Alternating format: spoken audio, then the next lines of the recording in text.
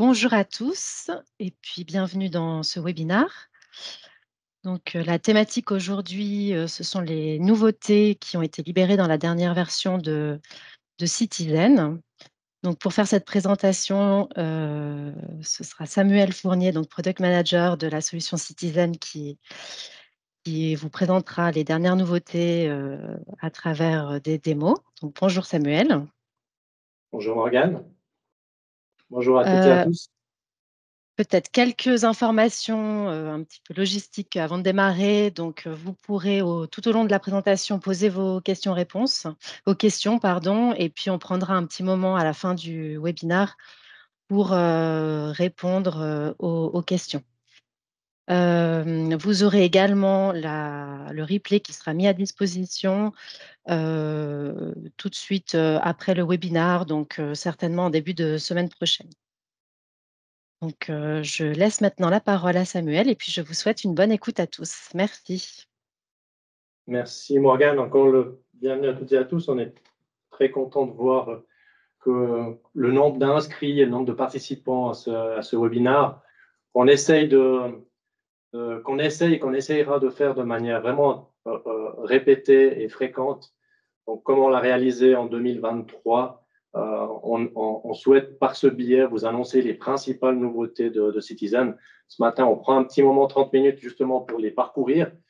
Je suis accompagné aussi par Odile Eschenberger, la Product Owner de Citizen, qui sera disponible et qui interviendra le moment venu si vous avez des questions par rapport au sujet qu'on vous présente ce matin. So, allons-y pour les différentes améliorations disponibles avec déjà une petite faute d'orthographe. Et pourtant, ce n'est pas peine d'avoir revu le PowerPoint, désolé. Voilà, aujourd'hui, on a 4 sujets qu'on aimerait aborder avec vous. Le premier, c'est l'interface, l'intégration UDoc disponible depuis la gestion communale, depuis la GC. Ensuite, l'intégration UDoc disponible pour les factures éditées dans Citizen. On va voir l'exemple de la facturation diverse. Et ensuite, on a 2 améliorations qu'on souhaiterait vous présenter ce matin. La première, rapidement, hein, pour vous les communiquer. La première, c'est l'automatisation de la mise à jour des nomenclatures localités et rues en provenance maintenant de la Poste de manière automatisée par rapport à ce que vous connaissez jusqu'à maintenant. Et puis, l'amélioration aussi de l'expérience utilisateur pour la gestion des QR factures. Donc là, il y a un certain nombre de standardisations des fonctionnalités au travers des différents modules de Citizen. Et on va juste vous présenter un petit exemple aujourd'hui dans la facturation diverse. Voilà pour le menu de ce matin.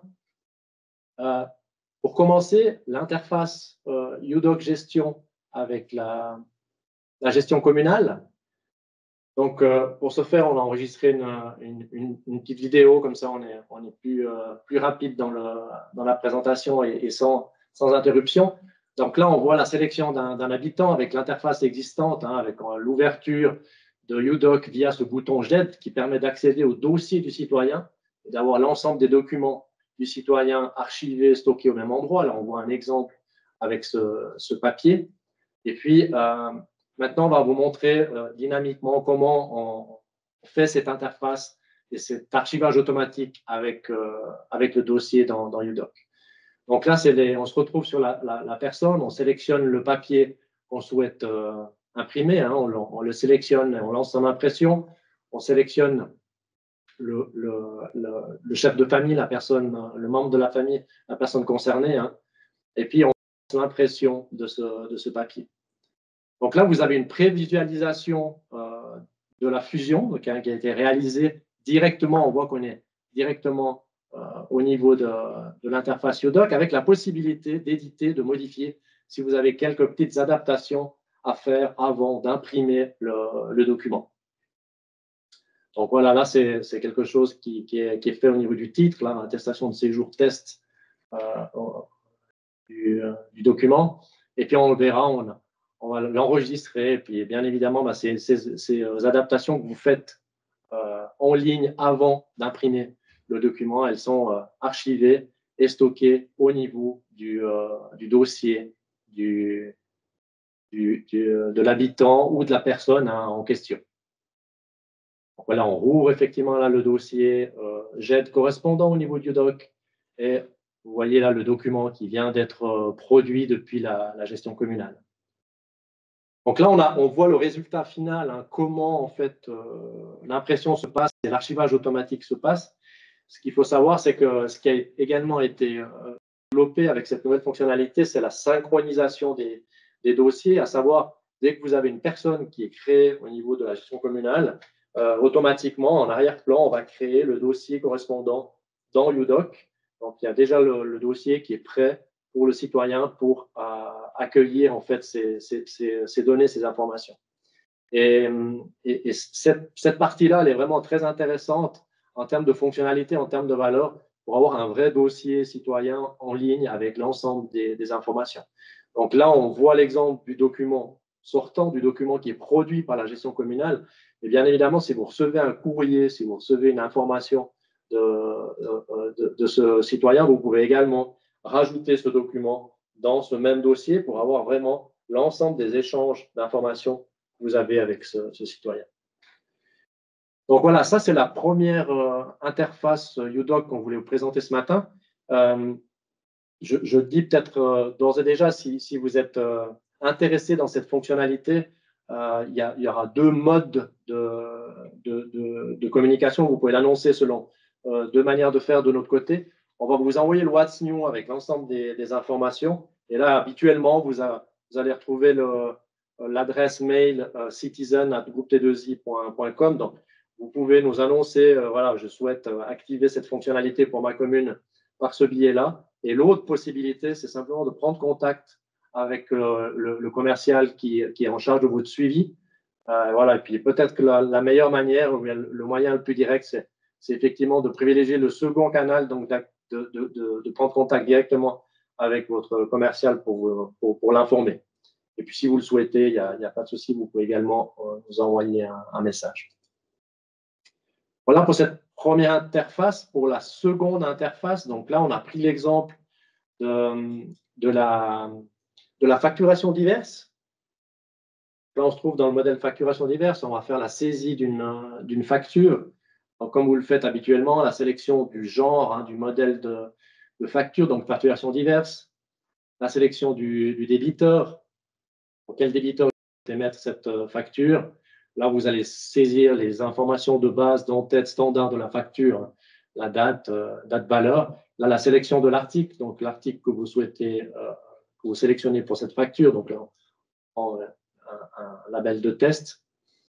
Et puis, voilà, là, vous allez saisir le montant et tout de suite, on peut voir un aperçu de la facture.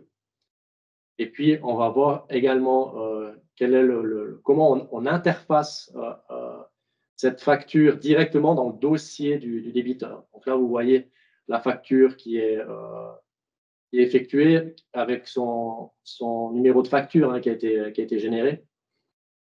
Et là, si je retourne au niveau de la gestion des factures, on a la possibilité, effectivement, on l'a vu, hein, dans la prévisualisation, on a la possibilité de rechercher cette facture. Elle est bien sûr de suite disponible pour les futures actions, hein, l'impression et le transfert dans les débiteurs. Donc là, on voit maintenant l'étape suivante, donc l'impression de la facture avec les informations d'impression et d'envoi. La facture est OK, je peux l'imprimer.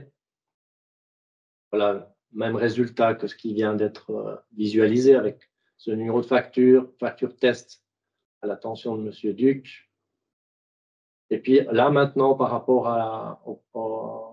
au processus de traitement de la facture, on a la partie transfert dans les débiteurs. Donc là, on voit que la facture, elle est déjà disponible au niveau de UDoc. Donc l'archivage, elle se fait vraiment automatiquement. Voilà pour la suite au niveau débiteur. Donc là, on va maintenant transférer tout ça dans les débiteurs. Et puis ensuite, on va le voir au niveau de la gestion des débiteurs, le lien qui va se faire automatiquement avec les informations de base du débiteur. Donc voilà le transfert dans les débiteurs. Et ce point-là qui est, voilà, qui en termes de confort amène quand même passablement de confort et de valeur de votre côté, c'est effectivement de pouvoir voir directement la facture en consultation des données débiteurs, et quelles que soient les factures émises pour le débiteur en question. Voilà, là, on va aller consulter le débiteur en question. D'abord, passer le traitement du flux en question. Et puis, ce qu'on vous montre là, c'est un exemple pour la facturation diverse. Je reviendrai peut-être après la fin de cette vidéo. On peut le faire également depuis cette interface. Elle a également été développée et disponible depuis les autres modules qui émettent des factures. Voilà, là, on voit le bouton JET sur le dossier du débiteur. Et non, vraiment, cette fois-ci, le dossier JET du débiteur avec l'ensemble des factures qui ont été émises pour ce débiteur. Et on retrouve bien évidemment la facture qu'on vient d'émettre. Donc là, on voit l'interface avec directement depuis la facturation diverse et également depuis le débiteur en question. Comme je l'ai dit, là, on vous montre un exemple de facturation diverse, mais on a également développé cette interface depuis les autres modules Citizen qui émettent des factures. Donc là, on va retrouver bien sûr les services industriels pour la facturation des taxes, mais également la partie des impôts. On a également le cimetière pour ceux qui l'utilisent, location de salle pour ceux qui l'utilisent. Donc, tous les modules Citizen qui émettent des factures ont la possibilité justement d'archiver automatiquement ces factures émises dans le dossier du débiteur correspondant et de pouvoir cette facilité, cette rapidité d'interrogation ensuite depuis la gestion des débiteurs. Donc voilà pour cette interface UDoc gestion pour l'ensemble des factures. Donc là, de la même manière, si vous êtes intéressé, voilà, contactez-nous par l'un de ces deux canaux pour dire que vous êtes intéressé par cette fonctionnalité pour votre commune. Voilà pour la partie interface. Maintenant, on a ce sujet au niveau de la mise à jour des nomenclatures rues et localités. Donc ça, c'est une fonctionnalité qui est déjà existante, hein, que vous trouvez au niveau du module paramètres responsables système dans le menu divers et installation. On a l'actualisation de la nomenclature NPA, rue et entrée immeuble. Jusqu'à maintenant, vous deviez d'abord aller exporter ce fichier, puis le récupérer et ensuite l'importer dans Citizen via ce menu. Donc là, ce qu'on a réalisé sur ce premier trimestre, en fait, c'est un import automatique de ces informations. Elles sont mises à disposition via un service de la Poste et vous n'avez plus besoin de réaliser ce download, cet export au préalable. Donc, vous pouvez immédiatement venir ici dans ce module responsable système pour faire cette mise à jour. Donc voilà, c'est notamment au niveau de l'adressage des rues, au niveau de l'ensemble de l'adressage des localités qui sont sur votre territoire communal. Et l'avantage de ce fichier, c'est qu'il est effectivement à jour également avec les liens de localités vers des communes. Donc voilà, on a des exemples avec une rue qui est sur un NPA, mais qui est sur un autre numéro de commune que l'ensemble des rues du NPA en question. Donc ça, c'est des choses qui sont automatiquement mises à jour avec ce fichier. Et puis là, ce qu'on vous a mis sur la droite, hein, sur cette grille, en fait, c'est l'ensemble des mises à jour qui sont faites sur ce fichier par la Poste. Donc, c'est la planification de la mise à jour. Donc, vous pouvez vraiment vous baser sur ces informations pour dire, ben voilà, je me mets un rappel pour réaliser la mise à jour de ces informations dans Citizen. Donc là, principalement, hein, le cas d'utilisation, c'est vraiment pour la gestion communale. C'est pour ça qu'on a mis cette nouveauté, on a classé cette nouveauté avec la gestion communale, même si effectivement, pour y accéder, pour pouvoir faire la mise à jour, ça se passe au niveau du module responsable système. Voilà pour cette partie mise à jour, nomenclature, rue et localité. Maintenant, il y a un certain nombre d'améliorations également qu'on a réalisées au niveau de la QR facture. Donc là, de la même manière que pour l'interface Jet Facture, on l'a réalisé de manière standard pour l'ensemble des modules qui émettent des factures dans Citizen. Là, on vous donne un exemple, on vous donne l'exemple de nouveau de la facturation diverse pour que vous ayez les informations par rapport à ces fonctionnalités qui existaient déjà pour certaines, mais qu'on a standardisé. Donc là, on voit au niveau de la sélection des factures, des modèles de factures, un certain nombre de possibilités pour filtrer, pour trier, pour sélectionner les factures que vous voulez émettre. On a d'abord le choix du mode d'impression. Ensuite, on a la possibilité de choisir le genre de facture. On a la possibilité de borner par rapport à la date de facture. On peut également borner par rapport au numéro de personne, au numéro d'individu. De la même manière par rapport au numéro de facture. On a également la possibilité de définir le nombre maximum de factures qu'on souhaite imprimer. On a aussi un filtre pour dire je veux imprimer uniquement mes factures pour l'impression. Et puis un ordre de tri qui peut également être modifié, adapté ici par vos soins au moment de l'impression, avec également la possibilité de demander un tri par genre de facture. Donc voilà, ici pour rappel et puis pour que vous ayez ces possibilités vraiment sous la main, on vous a mis ce texte-là sur la droite dans la copie d'écran qui vous permet de retrouver facilement ces informations. Également au niveau de l'amélioration de l'expérience utilisateur, également une fonctionnalité qui a été standardisée pour l'ensemble des modules concernés, hein, vous allez le voir dans le WhatsApp que vous allez recevoir, c'est la possibilité de sélectionner la destination, le destinataire justement de ces factures et puis le type d'affranchissement.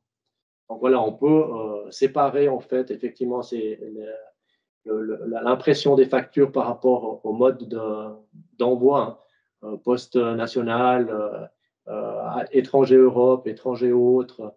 On peut aussi filtrer par rapport les destinataires par rapport à des cas métiers, hein, décès sans adresse, la partie e-facture email, et puis la même chose pour l'affranchissement sur la droite avec courrier A, courrier B recommandé au cas.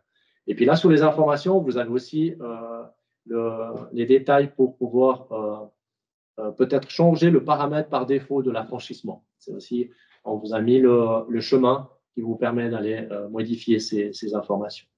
Ici, vous voyez aussi deux boutons Excel, hein, XLS, pour faire en fait un export Excel pour vérifier que la sélection que vous avez faite correspond bien à ce que vous souhaitez faire, ce que vous souhaitez imprimer. Et puis là, au niveau de la rubrique erreur, c'est une rubrique qui s'affiche s'il y a une attention particulière à avoir au niveau des documents ou s'il y a une erreur qui a été générée lors du processus d'impression. Voilà, puis là, de la même manière, vous avez l'ensemble des informations sur la gauche. Voilà pour les principales améliorations, les principales nouveautés qui vont faire partie du module Citizen dans la livraison de ce printemps. Bien évidemment, là, on s'est concentré sur les grandes améliorations, sur les gros changements.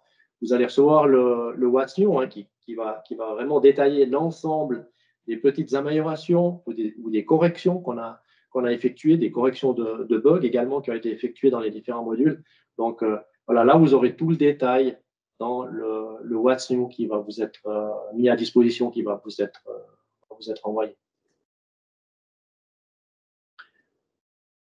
Voilà, maintenant, quelques minutes sur la roadmap, hein, Citizen, je vous l'ai remise ici. C'est simplement pour vous dire, je pense que vous avez déjà eu cette information qu'on avait une fonctionnalité majeure qui était très, très importante pour nous, mais qui était un point plus technique, hein, qui était la migration d'Uniface, la solution qu'on utilise pour développer la solution Citizen. Jusqu'à maintenant, on utilisait la version 9.7 et là, on a migré à la version 10.4. Donc, ce travail, il a été réalisé. Ce travail, il est finalisé. On voit ici, c'est quelque chose qui a été réalisé sur le premier trimestre et puis qu'on a finalisé sur le deuxième trimestre, pardon, tout simplement, on ne vous l'a pas mis à disposition, cette fonctionnalité de suite, parce qu'on veut vraiment se laisser maintenant du temps pour bien tester l'ensemble des modules qui ont été adaptés, parce que ça a touché l'ensemble des modules Citizen. Et puis, on a réalisé déjà toute une série de tests sur ces adaptations. On va les continuer ce printemps, cet été. Et cette fonctionnalité-là, cette nouvelle version de Citizen, elle vous sera mise à disposition cet automne avec la suite des améliorations et des nouveautés. Le principal sujet en termes de fonctionnalité qui va nous occuper durant ce printemps et cet été, c'est la partie qui est juste ici en dessous. Vous voyez MCH2, gestion des investissements et des immobilisations. Donc voilà, ça c'est le prochain gros sujet de développement qu'on est activement en train d'analyser avec pour certains la haute participation dans le cadre des groupes de travail MCH2. Donc voilà, ça c'est déjà un gros travail d'analyse qui a été réalisé sur ce premier trimestre de cette année et de la fin de l'année passée. Donc là, on est en train de finaliser ce travail d'analyse. On a encore un atelier client à effectuer et puis on va pouvoir démarrer réaliser les développements de cette fonctionnalité importante sur le troisième trimestre de cette année pour pouvoir vous le livrer cet automne. Voilà, il y a un sujet aussi qu'on n'a pas vu dans le webinaire de ce matin, puis dont vous allez pouvoir prendre connaissance dans le Watsion. On a aussi un certain nombre d'améliorations et de corrections qui ont été réalisées sur le module impôt. Pour une partie qui concerne les communes fribourgeoises, et puis pour une partie un petit peu plus grande qui concerne les communes valaisannes. Donc là, vous allez voir aussi dans le Watsion, on a vraiment détaillé qu'est-ce qui concerne le canton du Valais, qu'est-ce qui concerne les communes du canton de Fribourg, les communes du canton du Valais. Et puis là, il y a aussi un assez gros travail qui a été réalisé, mais voilà, c'est plein de petites adaptations, de petites améliorations.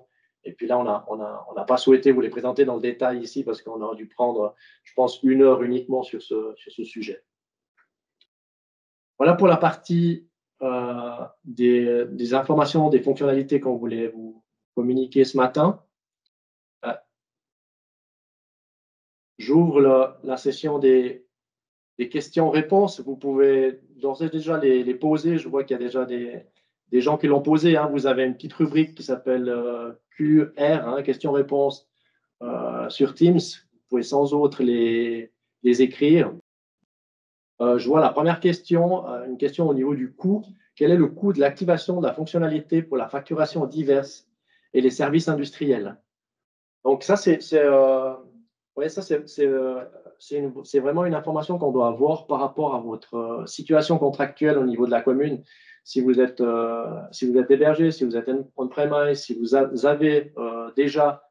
utilisez déjà la solution UDoc Gestion comme solution d'archivage pour archiver l'ensemble des documents de la commune ou bien pas. Donc voilà, ça c'est la partie, on va dire, licence. Et puis en termes de prestations de services, donc là, ce qu'on doit voir avec la situation, votre paramétrage, c'est le nombre quels sont les modules que vous utilisez pour la facturation, combien vous avez de modèles de facture. Donc là, il y a une petite analyse préliminaire qui est faite. Et puis, dans tous les cas, il y a une proposition qui vous sera faite.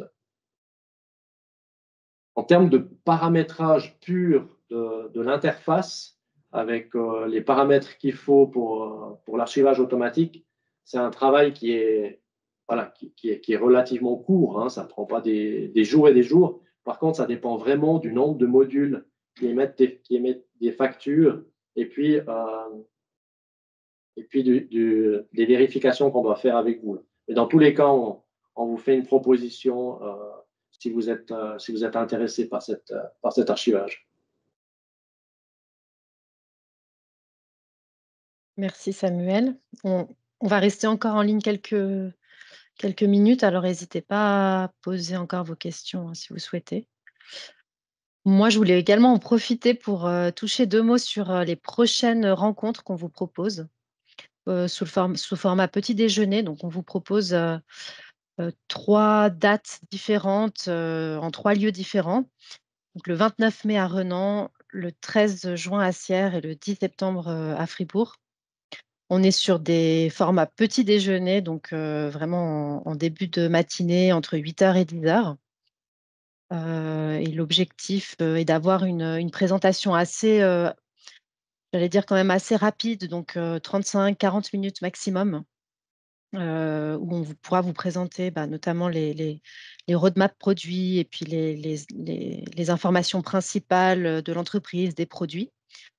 Mais surtout, c'est un lieu vraiment d'échange avec nos différentes équipes, donc avec le commerce, les chefs de projet, les équipes produits, le support également. Donc voilà, ce sera vraiment un espace d'échange et puis d'échange également avec, les clients, les autres clients qui sont présents sur place. Donc n'hésitez pas, à vous inscrire. Vous pouvez vous inscrire sur, le nouveau site du club utilisateur. Vous trouverez l'adresse ici, donc c'est club.groupe-t2i.com. Puis vous aurez toutes les infos, les dates et puis, la possibilité de vous inscrire. Donc n'hésitez surtout pas. Voilà, puis je vois qu'on n'a pas nécessairement d'autres questions. Donc je pense qu'on va pouvoir, conclure ici. Heu, Comme, l'évoquait Samuel, donc on va vous envoyer effectivement les replays de ces webinars, donc ce webinar Citizen, mais également, les replays des autres produits qui sont proposés par, Groupe T2I, hein, HR Café, Udoc et puis, Meeting. Et vous aurez également, avec tout ça, les What's New avec, tous les détails des améliorations, et des nouveautés qui sont proposées dans ces nouvelles versions, donc dans un format, document.